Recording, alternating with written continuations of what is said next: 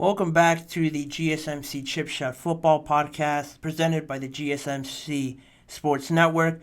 I'm your host, Manny Moradiege, and if you missed the first segment, I just went over the Chip Shot segment talking about some recent comments I saw in the media from some analysts and just my thoughts on them and just recapping it all for you guys, giving you guys some more context on what went behind those comments and stuff like that. But now we can dive deeper into the Atlanta Falcons and their quarterback search. Again, a lot of people are doing interviews, answering questions about where their individual teams are going, what kind of things their fans and everybody else can expect from them this offseason. One of them was the Falcons. They got a new head coach in Raheem Morris, new offensive coordinator as well, and a big narrative about them last year was their quarterback play.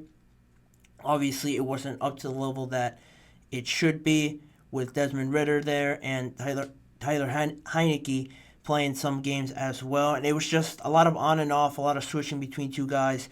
And you obviously can't have that in the NFL and in the NFC, where I think I've mentioned on the show before that the NFC, in my opinion, is a lot weaker than the AFC. So there's a lot more opportunity for the Falcons to make the playoffs. And at one point, they were close because they were riding off some good wins, some good performances, and then it kind of all fell off during the midway to end part of the season. So now they get some new fresh faces in there, potentially a new identity hopefully for the Atlanta Falcons fans that have been dying for their weapons really to be used to their maximum potential. Drake London, Kyle Pitts, Bijan Robinson, Tyler Algier, as well as a good running back duo that they have going on there. Jonnu Smith, another tight end.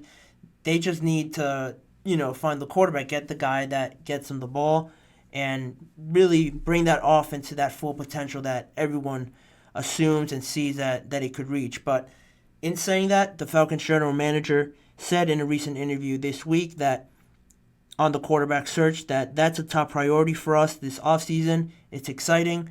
We're going to spend a lot of time together, make sure we attack that the right way. We're not going to close any doors, be it trades, free agency, or the draft.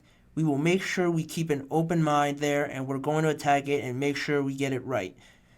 That was the Falcons GM on their mindset on the quarterback search this offseason. And it's some pretty encouraging signs there for the Falcons and just their fans following along. Because at this point, there's a few options or a few ways that they could go about finding their quarterback, potentially the quarterback of the future if everything goes right the way they think. And I mentioned there are some few options. They could go through free agency. They have $21.6 million in cap space. Or the draft. They have 7 picks. They're picking at number 8 in the first round. And just from what I've seen in mock drafts, in just analysts talking about what the Falcons need, the two most glaring needs, it seems to be, are pass rusher and quarterback, obviously, like I mentioned. They kind of retooled a little bit on the defensive side this past year, getting Calais Campbell, but Dupree there to bring in some more pass rushing, but it didn't pan out as they would have hoped. The numbers and production from those two guys weren't there, and just overall as a defense, they still lacked that pressure on the quarterback. I mean, Grady Jarrett, I think, got the most pressures, was the one really creating the most havoc, but it didn't pan out as much as other teams you see with top defenses that make an impact. You want your defense to make an impact, and I just think the Falcons were lacking that this past season, at least on the defensive side, when their offense couldn't get it going. They couldn't rely on their defense as much as they would have wanted to. But I wanted to break down those scenarios a bit for you guys. I mentioned free agency. I'm going to give you guys some guys that they could acquire through free agency or via trade and give you guys my intel on each of those scenarios and make a final decision there in the end of what I think the Falcons could do to potentially find their quarterback of the future, or at least to get into that next level and progress under this new era under Raheem Morris. So free agency would be the first stop I want to make, because I mentioned they have the cap room to attack some of the guys, and there are a lot of names out there like Kirk Cousins, Ryan Tannehill, Justin Fields, Mason Rudolph, if you want to go down that route. But my pick for them would be just in the division, a guy that took this team to the playoffs as far as he's ever been to the playoffs, and that would be Baker Mayfield. I was really a fan of what Baker Mayfield did this past season with the Tampa Bay Buccaneers after some rough years in Carolina.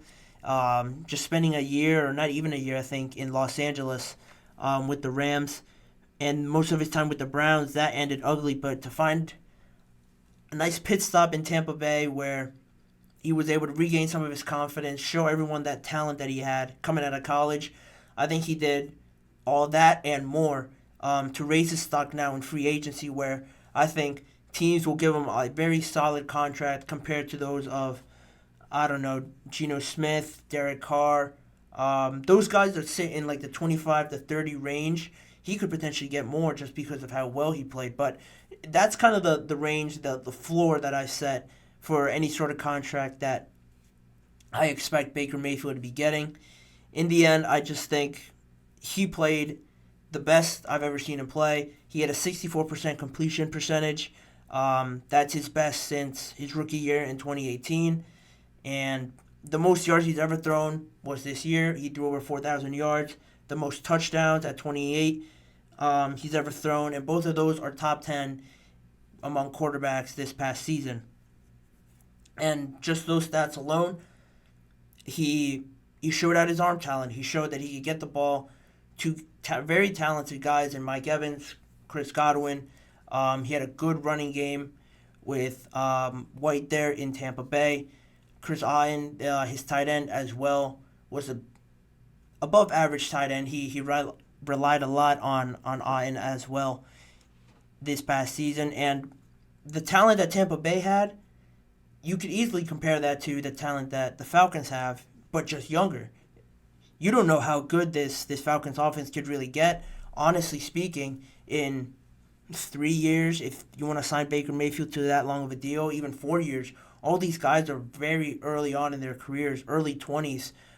Still for, I think, all those guys, except maybe, obviously, Johnny Smith. But most of those guys, Drake London, Kyle Pitts, Bijan just is a rookie. Tyler Algier as well might be in his second year, I think. You don't know if those guys can get to the level of Mike Evans, Chris Godwin, and just those two guys alone. They're obviously deeper in their careers, but they could even get better than that. They could produce better numbers, but no one will ever know unless they get a very sound quarterback in there that could elevate their level at least for 3 years or 2 years, because they're going to be Atlanta Falcons, I think, for a long time. At least that's the plan for Atlanta and their general manager and their organization, to keep these guys, these caliber level guys, around for a long time. And Baker Mayfield, I'm not saying he's going to be around for the next 8 to 10 years because he's already 28, 29, but he's in that ripe veteran age of a quarterback where he could come in right away, learn under Raheem Morris, the kind of scheme they want to run under their new offensive coordinator, and get it all running a lot smoother early on than if you draft a guy, if you sign a guy that's even older than Baker Mayfield and you're only planning to keep around for a year. I'm not really a big fan of that mindset, just because, it's just like a stoppage. It's just, you're just kind of blocking the flood from coming out. At some point, you're going to have to remove it, replace it, and then fix the entire problem again itself. And I think with Baker Mayfield, he gives you a longer time window. He's proven that he could play not only in the division, but in the conference. He gave a lot of good teams a run for their money. The Lions, he was in a great game with the Lions, but it didn't pan out for him in the end there. But with the Falcons, I think they're building something exciting with a lot of young talent that a guy like Baker Mayfield can come in and really command and order that offense in a way that not only he wants, but just fits the system and scheme for them to have better than, I think, a 7-10 record, if my memory serves me right, this past year. So that's one option. I think that's a very safe option for the Falcons. The second one, a bit more nostalgic, a bit more emotional one if you want to go the route of Justin Fields and trading for a quarterback. Now, I think last time I checked, the Steelers were the favorite to land Justin Fields. Now, more recently, I think I saw today, Justin Fields is now, or the Falcons are now the favorite to land Justin Fields.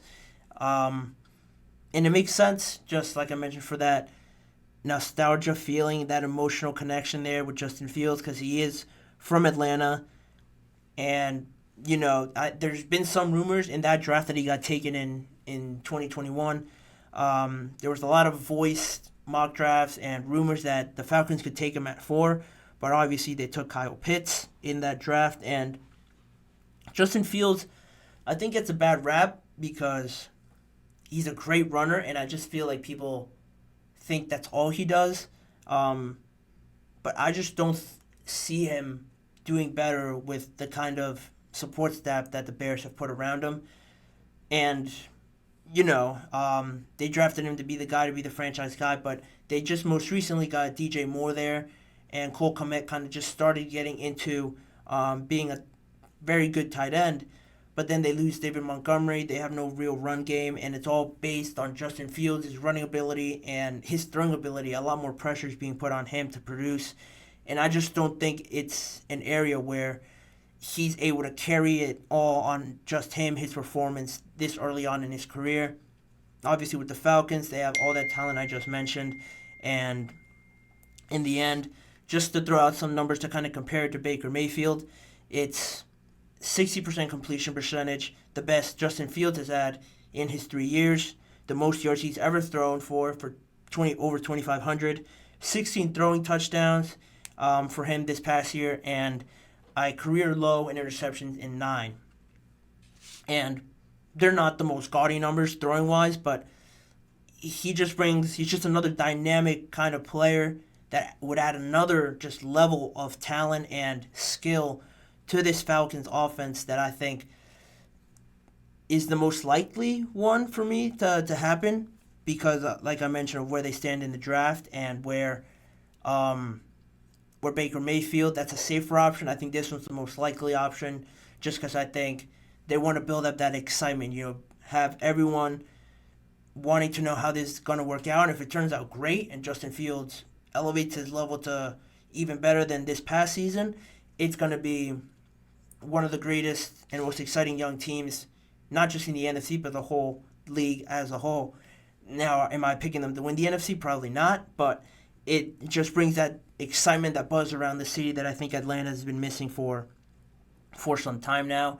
And just to wrap it up, obviously they could draft a quarterback, but that would require a big haul, in my opinion, because if you're going to move up for one of the top 3 guys, Caleb Williams, Drake May, or Jaden Daniels, they could all be gone within the top 3 picks. So if you want to take a risk in taking J.J. McCarthy or a player like that where you stand at 8, that to me is an even bigger risk than trading for Justin Fields because you don't know what J.J. McCarthy is going to be, what he's going to look like. At least you have some tape on Justin Fields and you can kind of work with it, see where he's made mistakes in the league compared to J.J. McCarthy that you can only watch his college tape.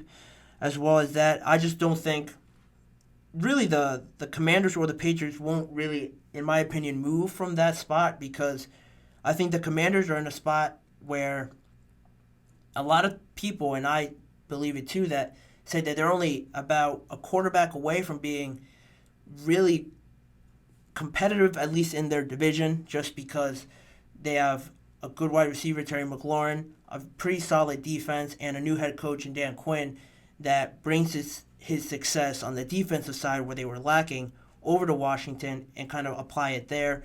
And I know Sam Howell wasn't awful. I said he wasn't terrible, but if you're sitting this high and you have a new head coach and everything like that, he didn't draft Sam Howell. It always almost works out that a new head coach wants to bring in a guy that he wants, to really be successful. As for the Patriots, I think they're the more likely one because the Patriots need a lot more than just a quarterback to get back to competing in that very tough division and let alone the conference. So they're the most likely one for me, but at the same time, how much would the Falcons be giving up? in this journey that they're taking, trying to rebuild this team? Are they really willing to give up picks next year as well and kind of hinder that growth, hinder the kind of new players that they want to bring in next year for a quarterback that, could be special in Jaden Daniels or Drake May, but again, you don't really know with these guys, and it all could turn sour very quickly with a new head coach and everything. If it all doesn't mesh well, it could look pretty bad, and then everyone's questioning the decision you make. So those three are the scenarios I think are the most likely. And again, like I said before, I think Justin Fields, in my opinion, is the one that will ultimately end up happening just because of all that nostalgia and that good feeling that I think to get his confidence up, I think bringing him home to Atlanta would definitely help a lot in that, and just surrounding him with the talent as well could only help him regain the level of play that we saw this past year and really mostly at Ohio State. But let me know what you guys think about that, where you think Justin Fields will end up going. I'm going to send it to another quick break, and on the other side of the show, I'm going to bring you the guys that I believe are the most likely to get tagged and what their situation sort of looks like. So I'm going to send it to a quick break, and I'll be right back.